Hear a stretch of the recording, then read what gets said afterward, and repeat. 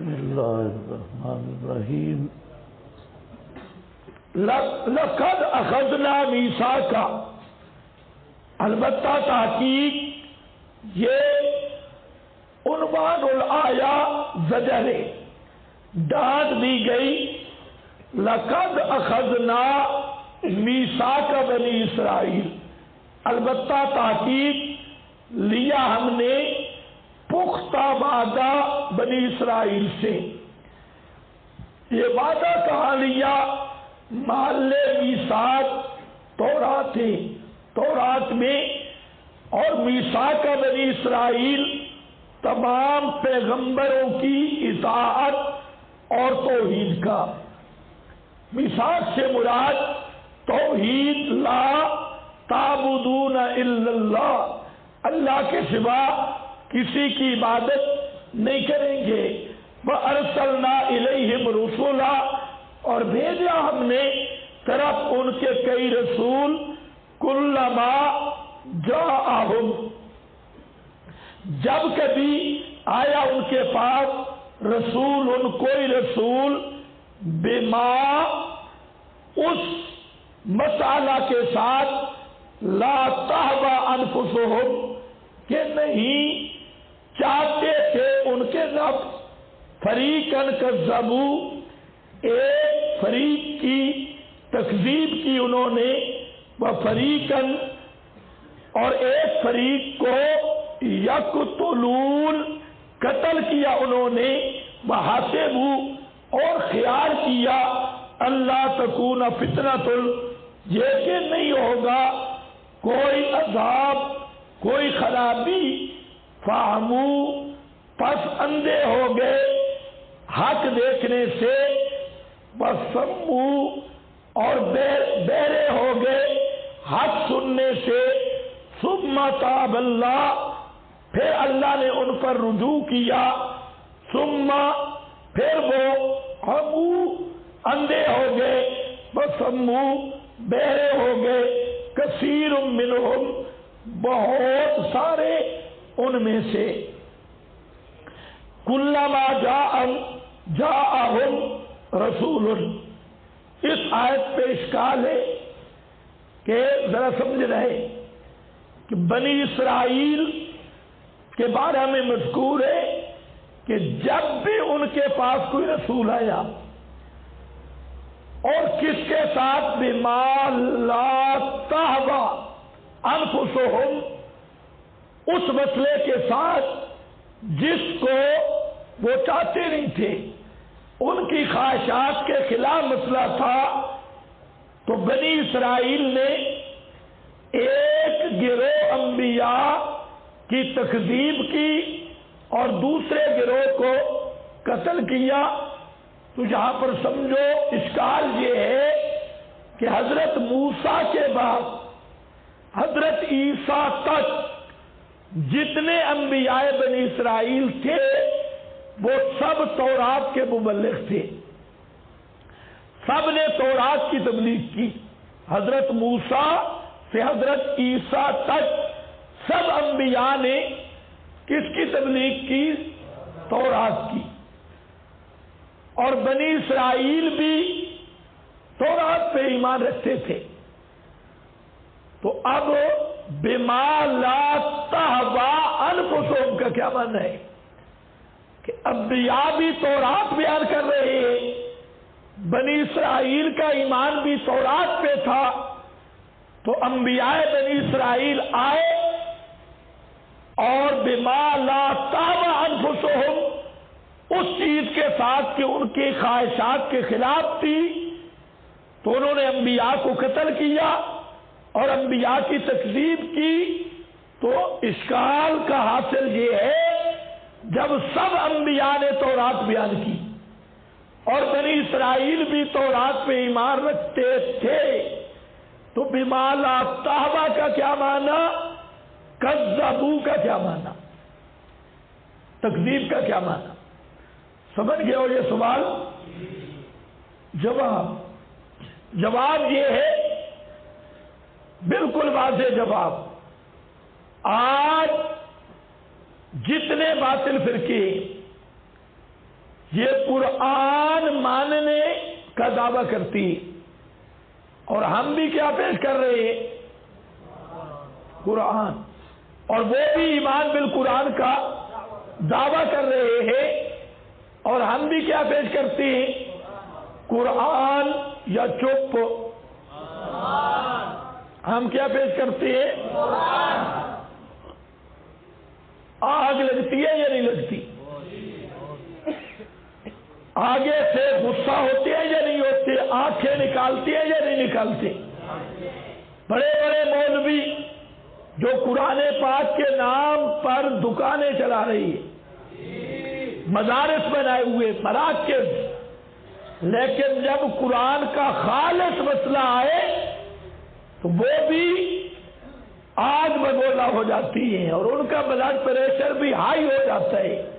یہی حال تھا بنی اسرائیل کا، جیسا حدیث میں آتا ہے کہ بنی اسرائیل 72 فرقوں میں تقسیم ہو گئے، 72 فرقے ان کے، اور میری امت 73 فرقوں میں تقسیم ہوگی، اور 72 فرقے بنی اسرائیل کے جب بھی انبیاء آتے تورات کا اصل مسئلہ کھول کے بیان کرتے تو وہ بھی اسی طرح انبیاء کے مد مقابل بن جاتے اور انبیاء سے لڑائی شروع کر دیتے۔ تو چونکہ ان کی تورات سے عقیدے ہٹ گئے تھے اور تورات کے اصل مقاصد کو انہوں نے چھوڑ دیا تھا، انبیاء اصل مقاصد کو پیش کرتے، تو اس لیے وہ اسی کو کہا گیا بما لا تہوی انفسہم۔ یہ سبب نقد بھی ہے، نیچے لکھا ہے خلاصہ یہ کہ مرض شدید بھی اور مدید بھی، سخت مرض اور پرانی مرض، لمبی مرض ہے اور سخت مرض ہے۔ یہ کہاں سے آیا؟ کلما جاءہم، یہ ان کی عادت رہی جب بھی ان کے پاس کوئی رسول آیا اصلاح کے لیے اور ان کے خرافات اور بدعات پر رد کرنے کے لیے بما لا تہوی انفسہم، ساتھ اس کے کہ نہیں چاہتے تھے ان کے انفس، ان کی خواہشات، ان کے دل، فریقاً کذبوا، لیکن حالت یہی رہی پیغمبر کی بات نہیں مانی، فریقاً ایک گروہ کو کذبوا، جھٹلا دیا انہوں نے، فریقاً اور ایک گروہ کو، ایک مرض تھی تکذیب، ایک مرض تھی، ہاں 3 مرضیں ہیں، بلکہ ہاں پہلی مرض کیا ہے؟ نبذ المیثاق، نبذ میثاق، میثاق توڑ دیا، میثاق میں تھا ایمان بالرسل اور انہوں نے وہ توڑا، اور دوسری مرض تکذیب، کذبوا، اور تیسری مرض قتل، فریقین یقتلون وحسبوا اللہ تکون فتنہ، کہ باوجود اتنی بے ایمانیوں کے پھر بھی وہ یہی سمجھے، یہی خیال کیا اللہ تکون فتنہ، کہ فتنہ نہیں ہوگا، کوئی فتنہ نہیں ہوگا۔ آگے ذرا دیکھنا ہے، فعموا، پس وہ اندھے بن گئے اور بہرے ہو گئے، حق سے اندھے اور حق سے بہرے، حق سننے سے بہرے، دلائل سے عبرت پکڑنے سے اندھے ہو گئے۔ ثم تاب اللہ، اس آیت کی متعدد تفسیریں کی گئی۔ ایک تفسیر آپ کے سامنے ہے کہ اندھے ہوئے اور بہرے ہوئے کب؟ حضرت عیسیٰ یا انبیاء سابقین کے زمانے میں جب کذبوا، تکذیب کرتے انبیاء سے لڑائی کرتے تو یہی ان کا اندھا اور بہرا پن تھا. پھر اللہ نے ان کو موقع دیا. تاب اللہ، اللہ نے ان پر رجوع کیا. کس کے ساتھ؟ نیچے لکھا ہے بوجہ بعثت نبی آخر الزمان، آخری نبی بھیج کر اللہ نے ان پر رجوع کیا، انہیں موقع دیا. ثم، مگر پھر پہلے کی طرح اندھے بن گئے اور بہرے بن گئے، نبی آخر الزمان پہ ایمان نہیں لائے. دوسرا ایک معنی یہ کیا گیا کہ بنی اسرائیل اندھے بنے، بہرے بنے، یعنی انبیاء کے مخالف بنے. اللہ نے ان پہ عذاب بھیجا اور بائبلیوں کو ان پر مسلط کیا، کفار کو، جنہوں نے ان کے گھر لوٹے، بیت المقدس پہ قابض ہو گئے اور اہل کتاب کو مار مار کر علاقہ بدر کر دیا اور انہیں ذلیل کیا. پھر انہوں نے توبہ کی کہ ہم سے جو غلطیاں ہوئی ان کی تلافی ہو جائے گی. توبہ کر گئے، اللہ نے ان کو بیت المقدس بھی واپس دے دیا، اپنے علاقے بھی واپس دے دیے، اور پھر انہوں نے بدمعاشی کی اور انبیاء کی مخالفت کی. تو اللہ نے بخت نصر وغیرہ کو پھر ان پہ مسلط کیا اور بیت المقدس اور سارے ایریے چھن گئے اور یہ لوگ جلا وطن ہو گئے اور ذلیل ہو گئے.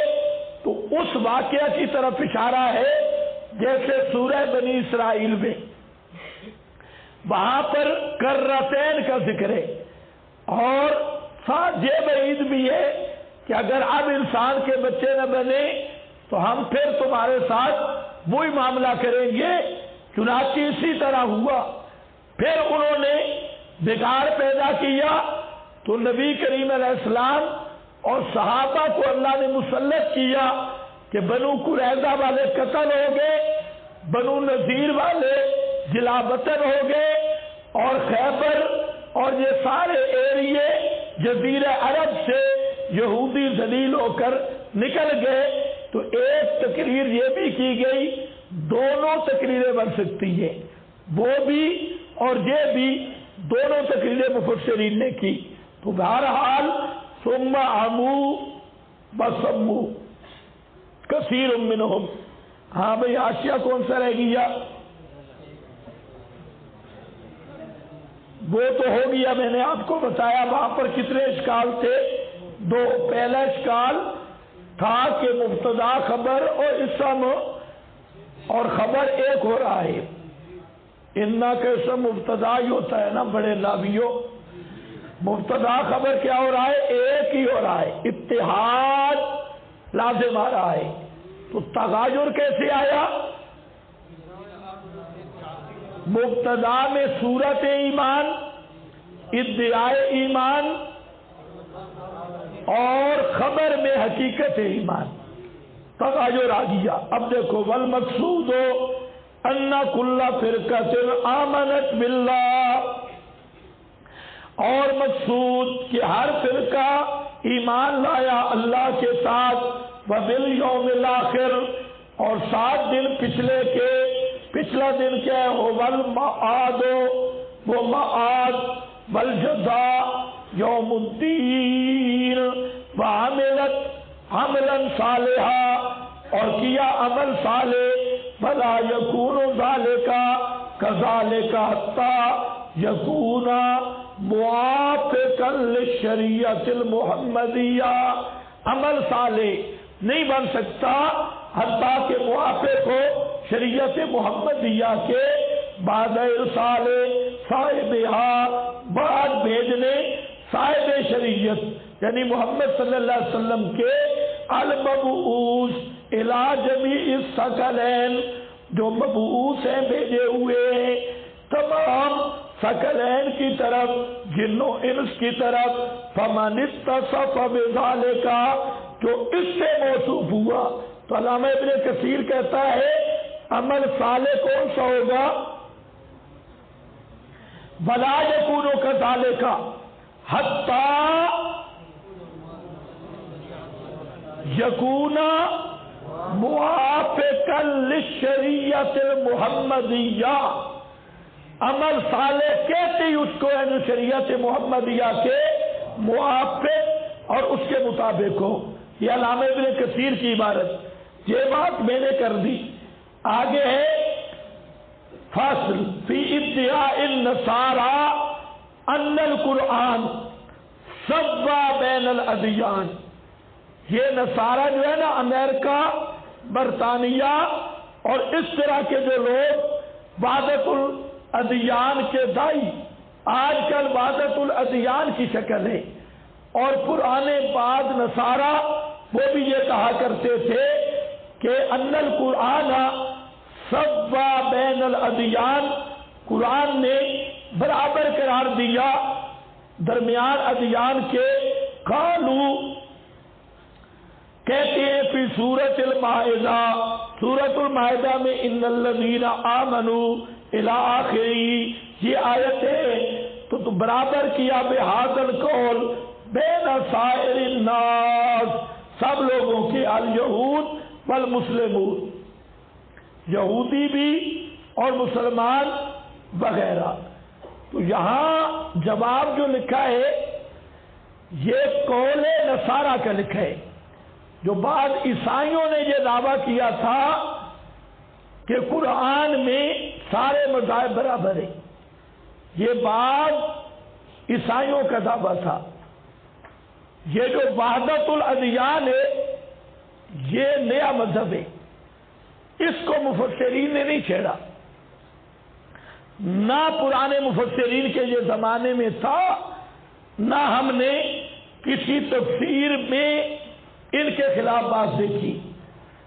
تو اس لیے یہاں میرا غرض اس عبارت کے لکھنے کا یہ ہے کہ یہ وحدت الادیان ماخوذ من النصرانیت ہے، یہ نصارہ سے آیا، اور یہ پہلے بھی کام چلا لیکن اب جا کے اس نے دور پکڑا اس فرقہ نے۔ تو یہاں پر جواب اس طریقے پہ ہے، آج جو وحدت الادیان کا فتنہ ہے یہ مفسر کی عبارت اس کا جواب نہیں بن سکتی، یہ بات ذہن میں رہے۔ فرماتے ہیں جواب یہ ہے ان یقال اولا لا حجت لکم فی هذه الآیہ علی مطلوبکم، اس آیت میں تمہارے مقصد اور دعویٰ پر کوئی دلیل نہیں، کیوں؟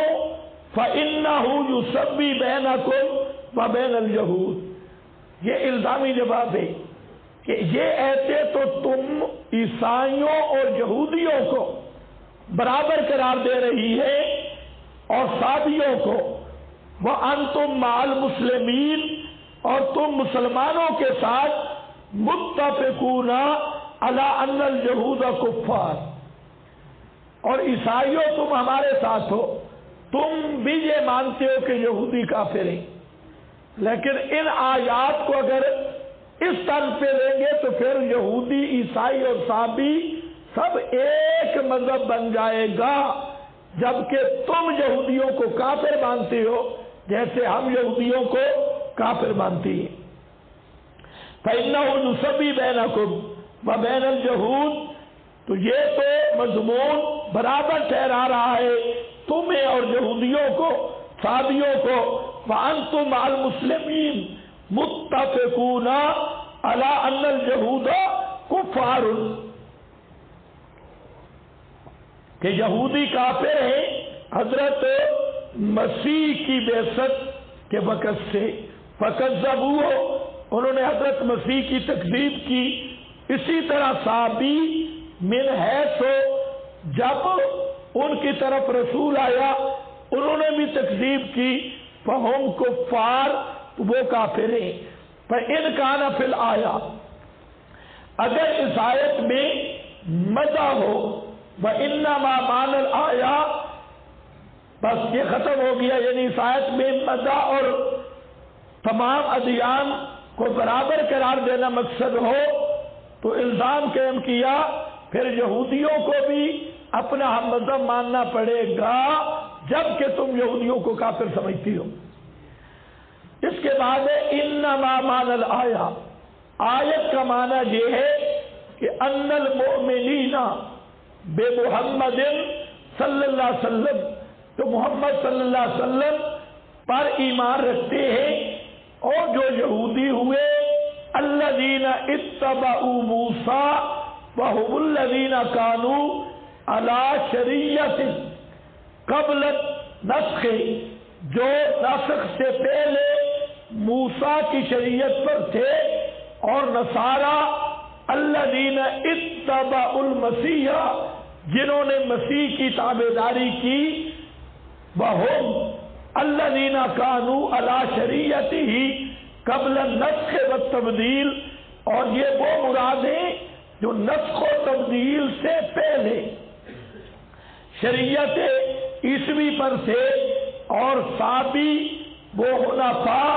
کالذین کانوا من العرب، جو عرب غیر عرب سے تھے، علی دین ابراہیم و اسماعیل و اسحاق قبل التبدیل والنسخ، تبدیل اور نسخ سے پہلے۔ اس عبارت میں تسامح ہے، تبدیل اور نسخ نہیں، تحریف سے پہلے،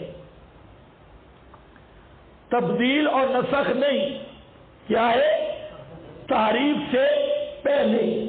آگے سے تبصرہ کیا کہ ولد اسماعیل تھے عرب اور حنفاء کہلاتے تھے، اور عمر بن لوہے وہ اعلی حضرت ہے جس نے تحریف کی، بدعات داخل کی ملت اسماعیلی میں، تو یہ پوری تاریخ آگے بیان کی۔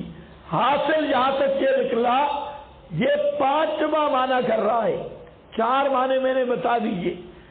یہ کہہ رہا ہے کہ یہودی اپنے زمانے میں، جو پہلے یہودی ہیں، عیسائی اپنے زمانے کے، اور صحابی اپنے دور کے، ان کی بات ہے جو ان کی شریعتوں کے نسخ اور تبدیل سے پہلے اصلی دینوں پر تھے، تو ان پر لا خوف علیہم ولا ہم یحزنون۔ لیکن یہ بزرگ تو بڑا ہے، بات بنتی نہیں۔ یہودی اپنے زمانے کے قبل نسخ والے، عیسائی قبل نسخ والے، صحابی قبل نسخ والے، تو الذین آمنوا کون ہوں گے؟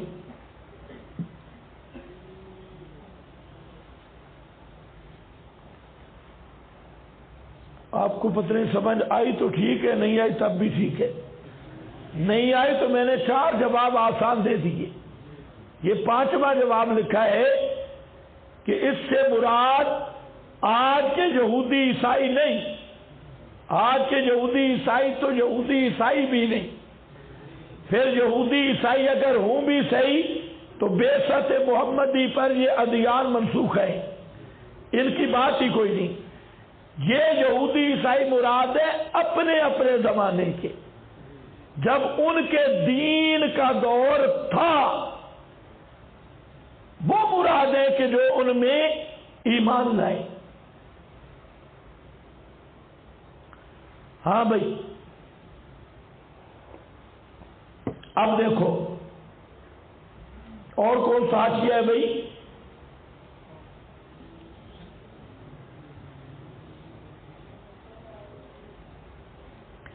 یہ عبارت ہے حافظ ابن القیم کی۔ ہاں بھائی،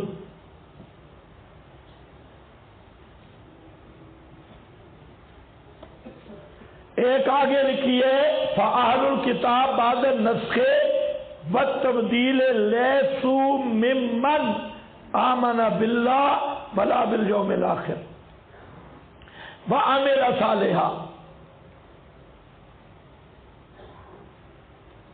اس پر دلیل لایا قاتل الذین لا یؤمنون باللہ بہت اچھی دلیل لایا، لا یؤمنون باللہ۔ میں نے کہا نا کہ صرف ایمان باللہ تصور باری کا نام نہیں، یہودیوں کو کہا گیا لا یؤمنون باللہ، وہ اللہ پر ایمان نہیں رکھتے، حالانکہ تصور ان میں تھا، وہ اہل کتاب تھے، اللہ کو مانتے تھے، لیکن جیسے اللہ نے فرمایا اس طرح اللہ کو نہیں مانتے تھے۔ چلو بہرحال یہ ہو گیا، آگے چلو۔ واللہ بصیر بما یعملون، اور اللہ دیکھنے والا ہے بما یعملون، جو یہ عمل کر رہے ہیں